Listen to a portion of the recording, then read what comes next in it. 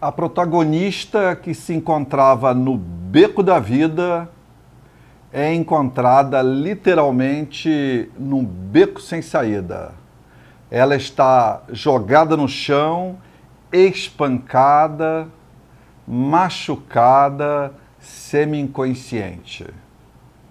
Assim começa Ninfomaníaca, de Lars von Trier. A moça encontrada trata-se de Joe. Ela é levada para um apartamento que pertence ao Seliman. Seliman é um misto de pai, padre e psicólogo. Ele a leva para sua casa, que é um misto de cela de convento, confessionário e consultório. A deposita numa cama, que é um misto de catre de convento e divã de psicanalista. E nessa cama ela pede, então, chá com leite. E, tomando chá com leite, ela vai prustianamente destilando as suas memórias para Seliman. É como se fosse uma Sherazade, mas uma Sherazade contemporânea, uma Sherazade que conta histórias que nos faz lembrar a Boccaccio, ao Decameron, um Decameron contemporâneo. Seliman a escuta pacientemente, até mesmo com uma certa avidez, né? Ele se interessa muitíssimo pelas confissões de Joe. Joe inicia suas confissões se dizendo uma ninfomaníaca e uma pessoa má. Ela diz ser uma adepta do sexo, quase uma freira sexual que devotou toda a sua vida ao sexo. Ela não é uma pessoa que gosta de ter um pouco mais de uma vida sexual mais exuberante, uma vida sexual mais animada, não.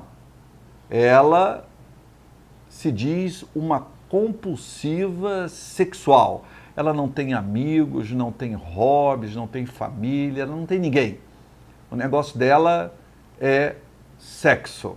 É como se passasse toda uma vida, até aquele momento, ela está com 50 anos, até aquele momento, uma vida inteiramente dedicada ao sexo. E Seliman é o oposto dela. Ele se diz casto, assexuado e virgem. Uma pessoa que não se interessa pelo sexo. E à medida que Joe vai contando as suas aventuras, Seliman vai pontuando esse simbolismo sexual de Joe com um simbolismo filosófico. Ele vai pontuando as memórias de Joe com metáforas filosóficas. Ele a escuta de um modo paciente e racionalizador.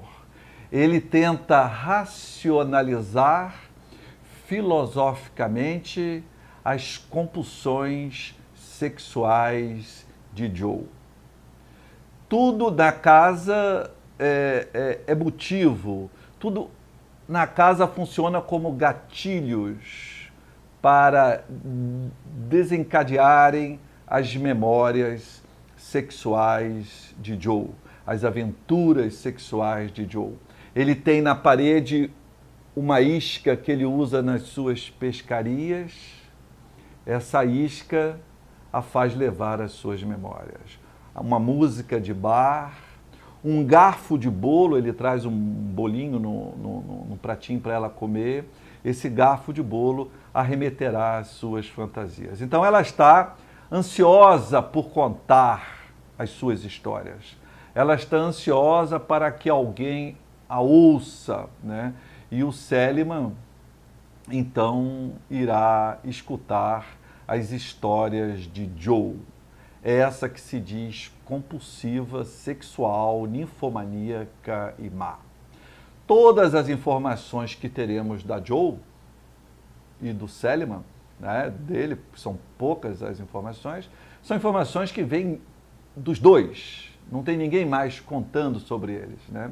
Então são informações não muito confiáveis, que nós temos que ouvir com o pé atrás, porque essas informações, provavelmente, elas estão bastante turvadas, né, pela subjetividade, pela individualidade de ambos. Joe diz ter tido uma mãe apática emocionalmente, indiferente, uma mãe fria, uma mãe que não respondia às suas demandas amorosas. E o pai? O pai oferecia a Joe as migalhas daquilo que sobrava da sua relação compulsiva com o álcool, né? Ambos, então, tanto o pai quanto a mãe, segundo o relato da Joe, não se entregaram amorosamente a ela. Ambos não conseguiram construir uma capa protetora para ela, né? Ambos não responderam às suas demandas de amor. É bem possível que isso tenha contribuído enormemente para a compulsão sexual de Joe. Ela agora não se entrega a ninguém, ela entrega o corpo, mas não entrega a alma, não entrega o espírito. Ela está sempre insatisfeita. Ela não premia o outro com a entrega de si, porque ninguém nunca a ela havia se entregado antes, nem mesmo aqueles dois que irão fazer o substrato dos nossos padrões amorosos, que são os nossos pais. Então, é uma forma que ela encontra de castigar o outro. Eu dou meu corpo, mas não dou meu espírito para você. Ela castiga o outro, mas ela também se autoflagela, porque ela também se pune, e ela se pune porque ela se considera incapaz de ter conseguido despertar o amor do pai e da mãe. Ela se pune porque esse pai e essa mãe nunca a amaram como ela desejava ser amada. E na busca dessa punição, ela irá procurar um personagem muito interessante dentro do filme, o personagem K. É um rapaz que mora num local que se assemelha muito a uma clínica. E numa época onde o sofrimento foi patologizado, nada melhor do que uma clínica para atender os sofredores do desamparo, os sofredores da solidão. Nessa clínica, então é como se fosse uma clínica, esse K marca horário, há uma sala de espera, onde mulheres aguardam ansiosamente o momento de serem espancadas, né? Há toda uma aparência, né, de clínica, onde K é o grande terapeuta, onde ele amarra as pontas do prazer com a dor. As mulheres ficam lá sentadas com hora marcada, esperando o momento de serem agredidas, de serem espancadas para purgar as suas faltas, para purgar os seus pecados, né, os seus pecados. Como Joe tem uma vida extremamente marginal do ponto de vista sexual, né, ela acaba sendo levada a outras marginalidades.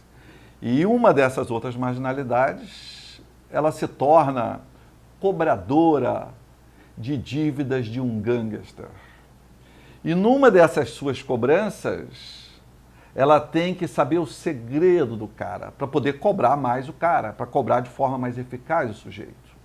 E esse devedor, então, é submetido a uma série de fantasias sexuais que ela vai elaborando, e ele não responde a essas fantasias, para que finalmente ela então esboce uma fantasia sexual pedófila, e o sujeito então responde sexualmente a essa fantasia.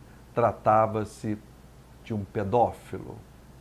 Ela tenta racionalizar isso e ela diz que talvez ele tenha sido um pedófilo bonzinho, que ele nunca tenha colocado em prática a sua pedofilia, que talvez ele nunca tenha vitimizado nenhuma criança. Isso nos remete ao pai de Joe. Joe, quando está naquela brincadeira ritualística religiosa com suas amigas, fazendo aquele ritual de minha culpa, minha máxima culpa, né, aparece a imagem do pai com as pernas da Joe entrelaçando a imagem do pai, né? As suas pernas estão entrelaçando, mostrando um caráter sexual com o pai. As lembranças que ela tem do pai são lembranças que parecem muito de um casal de namorados, né? Os dois estão sempre abraçados, passeando pelo bosque. E parece que houve um corte nas suas lembranças, né? Houve um recalque numa parte grande das suas lembranças, né? Ela consegue lembrar de alguma coisa, mas ela não consegue lembrar. Ela diz que teve um orgasmo, o único orgasmo verdadeiro que ela teve foi na infância. Só que ela não consegue caracterizar bem a presença do bosque, se faz presente nesse orgasmo. Ela tem um orgasmo diante do pai morto. Quando ela começa a relatar as suas memórias para o Seligman, ela diz: eu mereci isso. Quer dizer, eu mereci a surra que levei, eu mereci as agressões que eu acabei de sofrer. E logo em seguida ela dirá: eu descobri a minha vagina com 2 anos de idade. Mulher nenhuma descobre a vagina aos 2 anos de idade se não tiver uma ajuda, e olhe que bote ajuda nisso, de um adulto para que isso aconteça.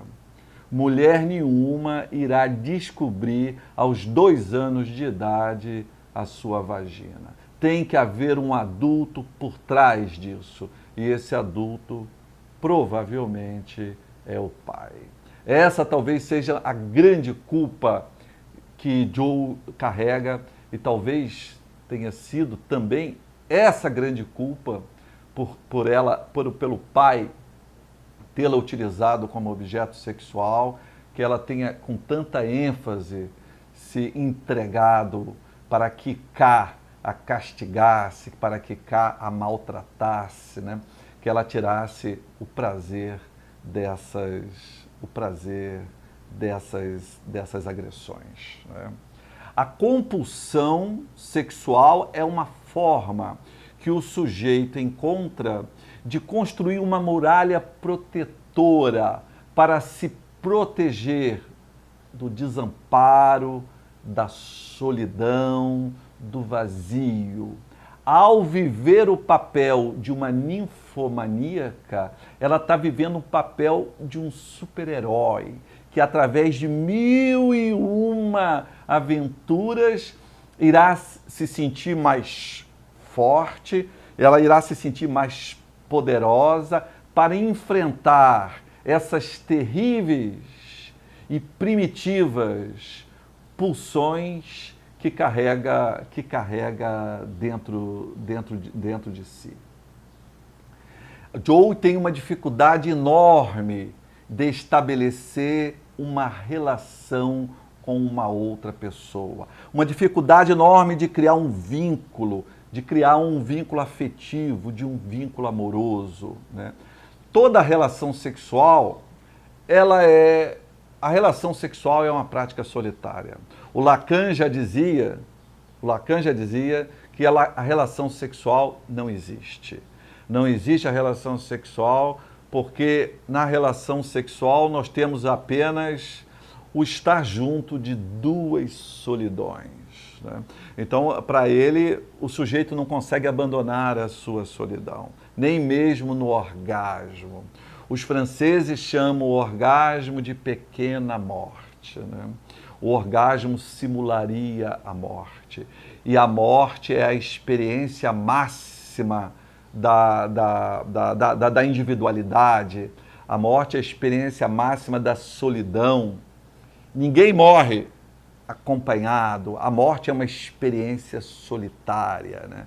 Assim como o orgasmo também é uma experiência altamente solitária, uma experiência altamente solitária. Seligman a escuta atentamente, né? Escuta atentamente. Ele que se diz casto, ele que se diz assexuado, mostra um interesse bastante que a gente começa a desconfiar do seu interesse sexual. Há uma fala de Joe bastante interessante na qual ela pede que seu parceiro sexual preencha todos os seus buracos. Ninguém jamais terá todos os seus buracos preenchidos. Ninguém jamais terá todos os seus desejos satisfeitos. A compulsão trata-se de uma fantasia, de uma miragem, de uma promessa vã de realizar todos os desejos, de realizar essa completude, de fechar todos os buracos. Não há nada na vida que feche todos os nossos buracos. A compulsão é uma miragem, a compulsão é uma fantasia. Seligman, que a ouvia tão pacientemente, é também um contador de histórias. Ele é um contador de histórias como o pai dela era. E Seligman, no final, esse que se dizia casto, assexuado, virgem, tenta violá-la. Tenta violá-la como o pai provavelmente um dia o fez. E ela o recusa violentamente a ponto de disparar uma arma nele, né? O filme não mostra o que aconteceu, mas ela atira nele ou há um disparo ali, né? Mostrando que ela resiste às investidas amorosas desse farsante, do Seligman, um farsante como o pai dela provavelmente um dia foi. Seligman e Joe estão e continuarão em danação. Não há salvação para eles e nem eles querem ser salvos.